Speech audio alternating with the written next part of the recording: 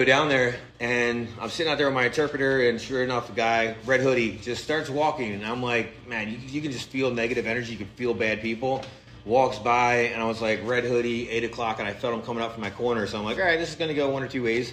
And he whispered to me of like, hey, come here into this dark alleyway.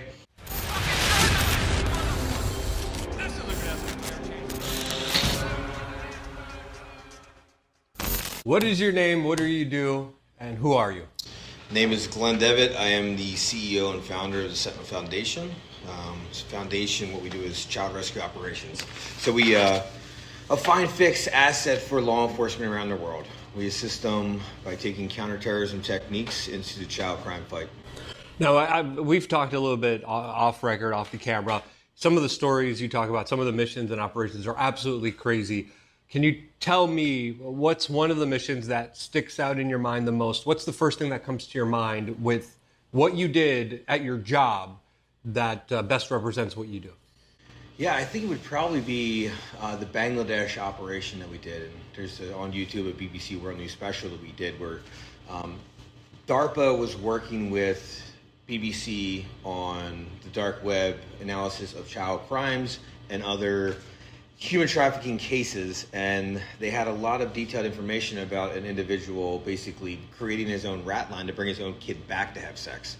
So he had very intimate knowledge that it seemed like he could have pulled it off. And so BBC called me up. They just heard of me out of the blue and went up there, found out the story. I didn't even know where Bangladesh was at the time. I was like, just let's do it. I had already been working undercover for about a year and a half with other organizations, and this was the first operation to really set, the Sentinel Foundation off. And so I went in as a singleton with one of the BBC reporters. They put me on a J visa, which is a journalist visa. So the Bangladesh government didn't know that I was working undercover. The U.S. Embassy, I reached the RSO, but they didn't know what I was really doing. And then the camps thought I was just a reporter. And so what we did was we first went around and we started interviewing all the children who have been trafficked, right? And it comes to find out, a lot of them were recruited by women. Women were pulling them out of the camps. They knew them. They were either hanging themselves or Bangladeshi. And they would bring them out for promise of jobs, and then they'd be stuck in a hotel room for 3 months, and they'd either kill them or kick them back in the camp. And so we started to see that the online information was matching with the on-ground information. And so then we have a saying, it's like you don't get good intel from good people. And so I found another fixer. And so a fixer is somebody that can get you cars, can get you hotels, can get you whatever you want in third world countries. So found a fixer. He set up the whole meeting with a trafficker of women. I was trying to look for prostitution. And when you're going through, I'm not going through and saying like, hey, I really want to have sex with a trafficked child. It's more of, hey, do you have anything fresh, anything new? And so he understood what I was trying to say, and he presented me with, I think it was a 12-year-old, two 13-year-olds, and a 14-year-old at that time, and sent me the pictures. And now I have to get this information to the Bangladesh government. Remember, it's an Islamic state, right? It's an Islamic country, right? And so I went around to different police agencies and I asked, it was like, hey, can you show me the traffickers you arrested? A majority of all the traffickers that were arrested were children. And I was like, oh, I'm going to have an uphill battle here with really, presenting this case to them. I have to have it locked tight. And it's a fine line. I can't just go to a trafficker and say, here's $2,000. I want a kid. They'll just go get me a kid, and whether that kid was trafficked or not, who knows, right? And so with this situation, I had to see to make sure they had access to the children. So what I did was he was sending over like messages to me on WhatsApp, and I would make sure that I would kill it and it would fail. And we kept on seeing it was failing, because if you send it through WhatsApp, there's just certain data points I can't get.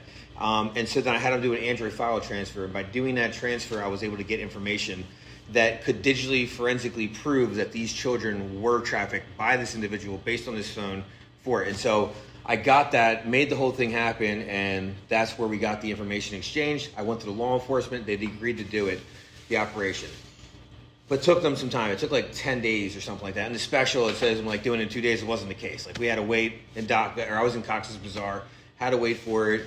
And then so during that time, we was just trying to get to know each other. We was just waiting. Finally, they came back and like, yeah, we're going to do the operation. So we set up kind of like a Chris Hansen's, like this room right here, like Chris Hansen's Catch a Predator. All the cameras set up. the cops show up, and the cops are like, they finally show them the target, and they're like, yeah, we're not going to do this. That's my source. And I was like, well, you just said this on camera, so we're going to release this if you take that child and leave him back.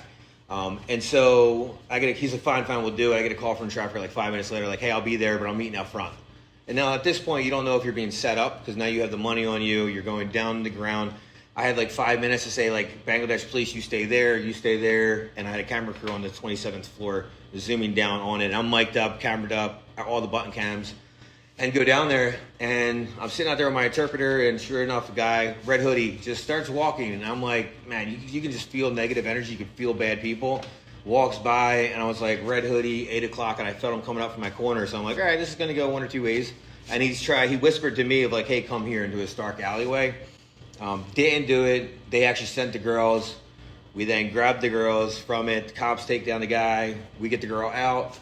Successful operation. But, what the crazy part was that, we got them back. And the 15-year-old one of the 15-year-olds was like in tears, like completely sobbing, completely happy that she's out of this hell. And then the other one that was with her actually was 21. And it was just like, something's off. We're sitting there and like, we're getting them ice cream. We're getting them food at the restaurant. And she's just texting on her phone, and I'm like, what is going on here? So snatch her phone up. Translator takes it. She's actually a trafficker herself. Wow. Right? Giving descriptions of exactly who we are, what we're doing, everything like that. And so, break her phone, and I had to get the cops to come back and arrest her for it. She went nuts. But the 15-year-old then we got, and then we can't do any rescue operations unless we have partnered with aftercare facilities, right? Like, I can't rescue this child and then put them back into hell again. Right, like a CPS system or something like that. So we partner with other nonprofits that are going to provide quality healthcare, quality mental health care, right? And then going into like getting them a trade job and things like that. So we try to follow them through that life cycle as best we can. I want to talk about a lot of different stuff. The energy stuff I definitely want to talk about, because I had very similar experiences traveling the world. You can just feel and sense when someone's a monster. I would kind of call you a monster hunter, and I want to get into all that energy stuff in just a little bit. But how many operations have you, if you could disclose this, how many operations have you been on? How many children were saved? And this is all done with your foundation and organization, correct? Correct, yeah. And then I would say your organization and foundation is probably doing a lot more than many governments are. Yeah, I mean, look, they are, like, our own government is overwhelmed by people exploiting children, like completely saturated. So let alone like third world countries, like you go to some of these countries, you have 2 investigators for the whole country working child crimes or child trafficking, right? I was just in a country in South America, they have 3. And their major city has 11 million people working trafficking. Like 11 million people, they only have 3 working trafficking. Like the fight is insane. And so that's why we're a force multiplier. When we go down the ground, we are super successful when we go through about it. Your first question, though, you were saying... How many operations, how many children saved? Yeah, so operations, I had to go back and count, but I mean... Dozens, hundreds? Probably 25 plus undercover operations, that's where like my bread and butter is manipulation. Like going from online, how they communicate, then bringing it down to the ground and being that person that they need me to be to infiltrate their network. Right, that's a lot of the work we do, collect the intel, and then law enforcement does the arrest. Right, so they go through for it. So we collect it, provide it, pass it. The Bangladesh was a different situation because we had to force the government because it was a Rohingya, it was a big crisis situation. But for the most part, it's going straight through the law enforcement. So I've been 12 plus countries, 25 plus operations, and now that I'm going public with our story because we've been in the shadows since I've been working child crime since 2014. We filed in 2016 for Sentinel, but we were doing work with other nonprofits during that 14-16 period. But we try to create as much fear in the market as you can. It's hard to say like how many kids you rescued because we go after the perpetrator. Right? We go after the person that's doing the trafficking or the one that's abusing the children. Is where we try to go because like I said, I don't want to just throw money down there. Get the kids out. Get the people that we know are doing it and track them down and hunt them down everywhere we can. And the problem is so persuasive that it's unstoppable in many instances. I mean, there's also cultural issues, especially when it comes to Papua New Guinea, especially when it comes to Afghanistan, where even American soldiers were punished for whistleblowing and talking about Afghanis that they were training that were doing awful things to children. But in my experiences traveling the world, it's everywhere. I remember being in Thailand and getting pulled over, getting roughed up by the cops. They were like, "Where's the marijuana? Where's the marijuana?" I don't even smoke weed. as there's a little child walking down with a 60-year-old, old man who clearly, wasn't their, grandfather. Yeah. Clearly. So just seeing just how persuasive it is. In the Philippines, too, I partnered up with an organization. We actually raised money for the organization through our YouTube channel after having an experience of like 2 young children pretty much asking for help from me 3 o'clock in the morning in Manila.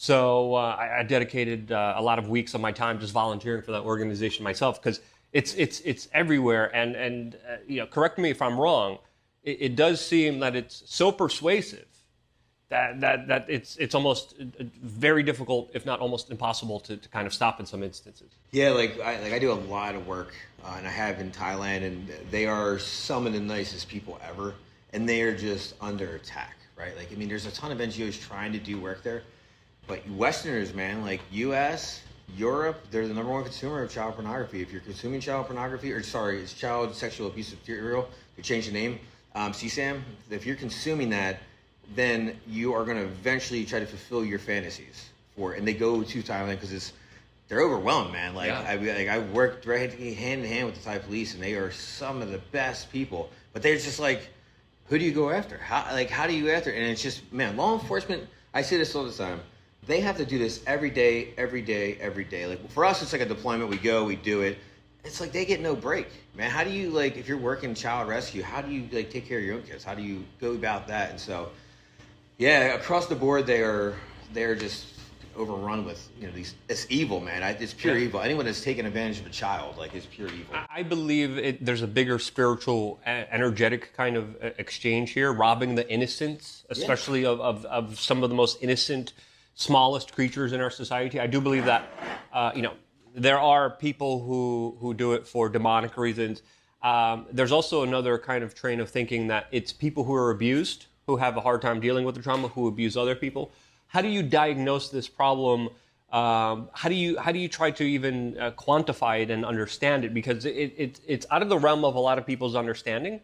But now the Song of Freedom is letting people know that, hey, this is a real issue. It's huge. It involves millions and millions of children. But there's people even agitated at this issue being brought up, and they're trying to silence it. So how do we address this issue? How do you quantify it? Is it a trauma? Is it a satanic energy? Is it what's going on here with these crazy sick people? Yeah, like, I think it's multiple things. So the beautiful thing when I switched from counterterrorism to Homeland Security was I got like 4 weeks of psychology around pedophiles and how they groom children and how they go about it. There is no doubt there's a power thing. Right, there's a power thing, and we're looking at in the U.S. Like, look at all the broken homes. There's not a lot of strong father figures that are there in which these predators go into the prey situation. So they get married to the woman with the kids, right, and they have easy access to that children. It's just like a common thing that they do. And a lot of it is family to family. And a lot of people don't realize that as well. They think it's some stranger that's going to come in. It's the uncle. It's the stepdad that they're coming in, and that's, I don't know how much of the percentages you would know. But that's also a big one. It's people you know. Yeah, it's usually stranger danger does exist. Like, when you're dealing with, say, daycares, and you're dealing with where your child is going to be alone with a male figure. Very rarely do you get the unicorn, which is a female figure. But for the most part, is predators put themselves around the prey as best they can. Now, whether that's family, whether that's your stepdad or something like that, like, there's no doubt that they put themselves in that position because it's only a matter of time before they have the child trusting. School, Disney, there's been a lot of people caught, especially at Disney. Specifically, there's story after story after story. It's like, what the hell's going on here? Fantasies, right? Every day they're around them, they're fantasizing about it. They're waiting for that 1 second. Eventually they do it, right? If we dumped any amount of money compared to what we do in the war on drugs or any other war that we have into it, these pedophiles would have no safe place. We're using old school base technology to track these dudes down. And we still can't, like, we can track them down, but we don't have enough investigators to investigate exactly who they are. Law enforcement, not us, right? They are just overwhelmed like crazy, so. And you, and what's the exact fact here? Because I think the number one organization that stops child trafficking and abuse is a private organization. It's not a government organization. Right. You have one of those organizations. People could support it. By supporting it, you go on more operations. Is that correct? Yeah. So, I mean, our donations go to supporting law enforcement. So there's It's not necessarily like, so NCMEC, National Center for Missing and Exploited Children, they are like the clearinghouse for law enforcement, right? It goes through, but they are a nonprofit entity that is government sponsored versus having our own entity like the DEA. Like, why don't we have a child crime administration that is hunting down pedophiles, using technology, government resources that are into it right now? So we're an organization that supports law enforcement, like Homeland Security Investigation, HSI, one of the best in the world. I worked with them for a year. That is some of the best Americans, like, fighting child crime. FBI, like, their child crimes, I think it's called Innocent Images. They've done work with them. They care about the children. You know, anyone who work in a child crimes fight, they're working so hard. There's the ICAC, Internet Crimes Against Children, another phenomenal organization. They just need more money because they fund all the state locals. Like, they have to get the money in for that side. So it just boils down to a money game. But if you look at the way our government's set up, if law enforcement arrests on a drug case, they seize the house, they seize the car, right? They seize the assets. If they go into the same house and the father's abusing the child, they can't seize anything. And so there's no money put towards their black budget. Their black budget is what funds their overtime. And so that's why you have such a big presence of drug enforcement agencies, drug enforcement employees, whether it's state, local, federal, versus some people that work child crimes. Now, what do you think of the whole Jeffrey Epstein saga that kind of brought a lot of attention to this very specific issue? Because there's a lot of glaring things that clearly show a lot of police officers, a lot of judges, a lot of prosecutors, a lot of politicians, a lot of media moguls, a lot of very powerful people involved every step of the way. Judges specifically not giving out good sentences, FBI agents interviewing victims in the 90s, media organizations and publications interviewing victims and then just throwing out the whole story and never publishing it. What do you make of that, since on record there's thousands and thousands of children that were hurt here? And how do you make sense of it all, specifically with some of the government agents that were involved in it?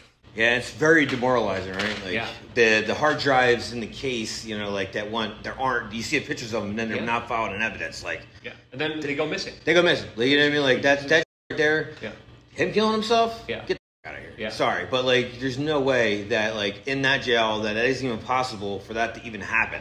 Like, I don't care. I'll go on record with that. There's just no way. I think El Chapo was in the same prison, wasn't he? I believe so. Yeah, one of, very like, high profile. He's like one of the high profile prisons. Like, and then the guard's gonna slap on the wrist. Like, come on, man. Like, somebody powerful is pulling some strings behind there, and I think that whole corruption goes back to our politics, right? Like, because of the money that they receive, you have powerful people making powerful decisions. It's a machine. I mean, look, they're predators prey. Yeah. You know what I mean? Like, they're going to put them in the system to protect themselves, to connect, protect their organization. So, yeah. Well, sociopaths usually crowd themselves in positions of power. And then when they have positions of power, they usually routinely abuse that power. No, you're totally fine. So I'm just kind of wondering, was there even maybe some incidents, you don't have to tell us, where there was a wall that you ran into or some difficulties? Like what?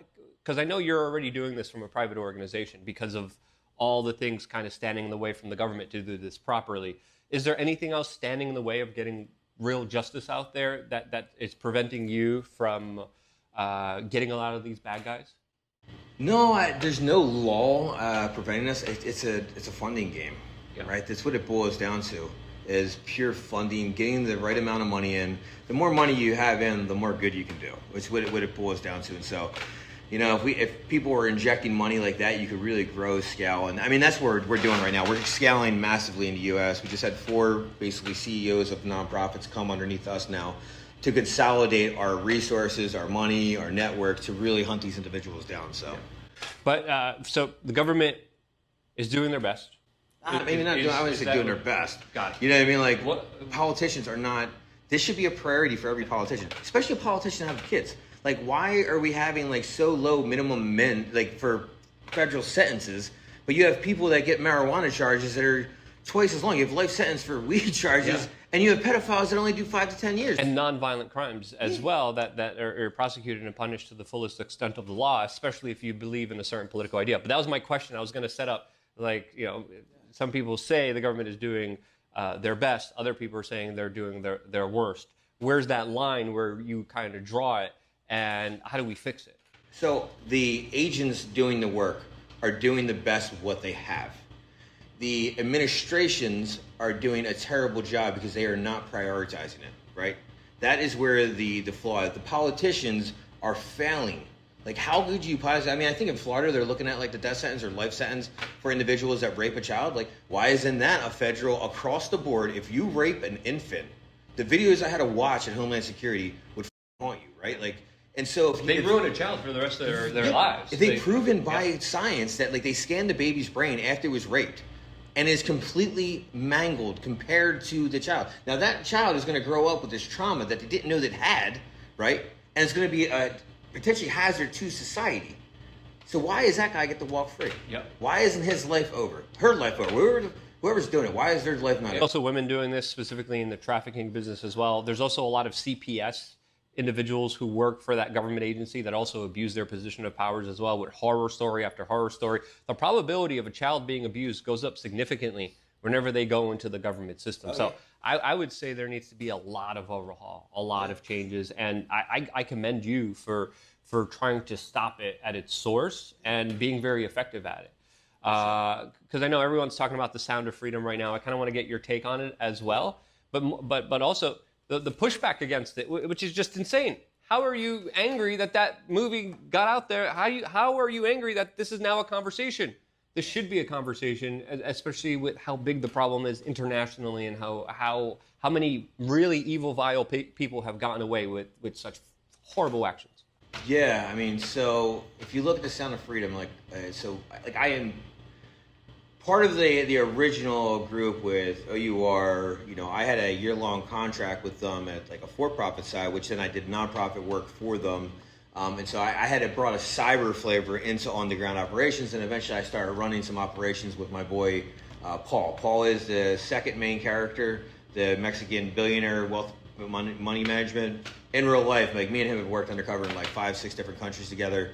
He's an absolute rock star. And so, you know, it's like all part of our bloodline into this like child rescue business. So it's tied and interweaved. And then I left them. I didn't agree with the route they were going, and I wanted to go for more of the Ferrari nonprofit world of where you bring the best in the world and to hunt individuals. So some of the worst cases in UK history we helped solve, and some other things behind the scenes to work on it. But the fact of the matter that they're going after like Tim about this chipping, or they're going after him and saying that it's a right-wing QAnon, like that is an institution that is afraid of that coming out.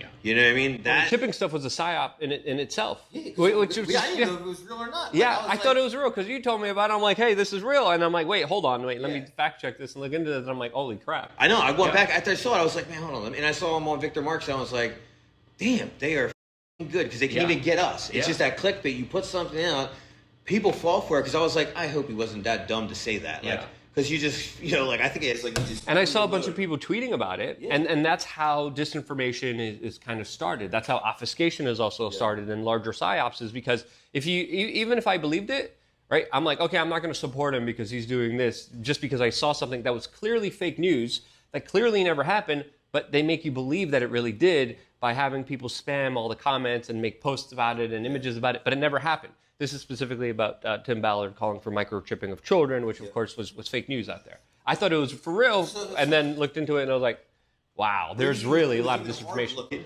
It was hard to look into it until Tim gave a rebuttal. Exactly. Right? Yeah. Which is insane. Yeah. That somebody has to do this. They has to do that. He's like blown away. Like I've known Tim, like, you know what I mean? Like we haven't talked to him for years, but like I was like, that doesn't seem right. But you know what? It's so hard to discern what is true and what is not true. Exactly. I think they threw the Mason thing at him because he's Freemason. They put all this shit. I'm like, man, like people are digging deep to try to discourage us, which then that shows their true colors of who they really are. Exactly. And so, yeah, I mean, we just got to keep fighting a good fight as best we can, man. And I mean, like for me, I think eventually I'll go the political route because I feel like that's the great change that has to happen. Yeah. You have to get into that system, infiltrate the system, change the system. I mean, those laws need to change. Well, you have my support if you do. I think also the fight needs to happen culturally, because if you look at a lot of social media, if you look at a lot of the entertainment and media that young children are consuming, it is promoting over-sexualization. It is promoting deviant kind of debaucherous behavior. You look at all the algorithms on Instagram, on TikTok, it's always someone shaking their butt. It's always just someone just doing something weird or showing off their body parts. And you got to kind of question what's going on here, especially when you have large portions of the corporate media running with articles talking about, they're just minor attracted people. these people just have a mental health issue. These people aren't doing anything. I'm like, what? Yeah. So when you see that and you see politicians get away with hurting small children, the corporate media behind it, social media behind it, I think this is a very serious issue, and why they're having such a strong adverse reaction to even a conversation saying that this is wrong, which is crazy. Like, how far did we go in society that this is the thing that triggers them? I think 90% of us are in agreement right now with political views. Like 80% of his political views, easily, hands down. Like, I'm like, where are these people coming from that thinks like my unattractive person is okay? Yeah. Like, do you not have children, or you have a pedophile? You are a pedophile. It's just the only concept you can have is saying that it's okay to have sex with children. That means you condone a child being raped. Yeah. There's not going to be like a line where you have 16-year-olds sign up and they got to have sex. Like, no, they're going to start raping 8-year-olds. They're going to rape 5-year-olds. Like, I mean, this is a reality of it. It makes me wonder, when our founding fathers started this country, when did they say enough's enough? Right? Is that point coming where people are like, you know what, you went too far? Then I think that's what's going to happen. I think there's going to be a pendulum swing here very shortly. I know from everybody I know that, like, you feel like you're under attack. Yeah. You know, you our men, you know, like, our freedom of speech is being limited. You know, like, our right to bear arms they're going after. It's insane. Yep. You know, and then the political system, like, it's nuts, man. I stay out, like, for the most part, of like left and right, because I feel like everybody can get on board with people abusing children, right? Like the child sexual abuse material. Anyone that's part of consuming that, like, I don't care if you're Republican, Democrat, Independent, you're an enemy for me. Yeah, it used to be that Disney had subliminal messaging of like penises and sex in their things. Now it's overt. Now it's directly in there, without even trying to be, subliminal about it. And this kind of brings me to the question that we kind of teased in the beginning: this larger kind of spiritual, energetic warfare that I believe is happening out there. Because I do believe that people are showing their true colors. I do believe that a lot of things are coming to the surface. A lot of things are being exposed that people never knew about before. And a lot of people might automatically think like, oh, this is horrible that this is just happening. I think it's been happening for a very long time, but now we're finally see it. We're finally able to see it, and now we're finally able to address it. And I think this is going to be a big question of people's beliefs and what they stand for. And this is how I see this larger kind of energetic realm being opened up in our modern context. How do you see it? And would you agree or disagree with kind of those assessments of this larger spiritual fight? I mean, I get hit up on Instagram all the time. Like, people are like, hey, how is this possible? How is this possible? Like, I'm like, I see a change. I see a tide of change coming, because I've been doing this since 14, right? Like, you can see momentum finally, because we were doing this back, like, it feels like back in the day, but like 9 years ago, there wasn't a whole lot of us doing this type of work. And now I'm seeing people wanting to be involved, people posting it. Like, you see the people and the energy of the people starting to change for an upswing. So I am optimistic of where this is going. I think people are having enough. End of the day, if you don't buy a product because, they're too woke, like, guess what? Break them, right? Eventually, guess what? They're going to swing back because they need your money. Yep. Right? Politicians are going to need your vote. Right? If they're not going to do it, don't go vote. Yeah. Right? Like, go vote for the other person. Yeah. And don't support Netflix where they have cuties. Don't support Disney where they have all these other subliminal messages. Don't support horrible business doing really horrible practices, because they only get away with it if you allow them to get away with it and incentivize them by keeping giving them money. I always say vote with your attention, vote with your dollars, not just in the ballot box, because I think that's largely symbolic. And I think the real voting really happens by people's consciousness, people's energies, and people just starting conversations, doing good work, and supporting good individuals who do important work that sadly the government is not doing. So I want to thank you. Anything else you want to say to the people out there, and how can they support you? Where can they find out more information about what you're doing? Yeah, I would say get involved, right? I get hit up all the time. Well, can I be an operator? Can I be this? Like, you have to have a certain level of skill set, but that doesn't mean you can't be a champion in your area. You can't bring awareness for other nonprofits, our nonprofit. We're Sentinel Foundation, foundationsentinel.org, or at Sentinel Foundation on Instagram. Help out wherever you can. If you're going to donate to some good causes. Do your research on them. I'm not saying just mine, but anybody that's in the fight, help them out, because we're under attack every which way we go. Like, there's so many people out there abusing child, and I say a lot of people have met me, know me, that they come to me after they have been affected.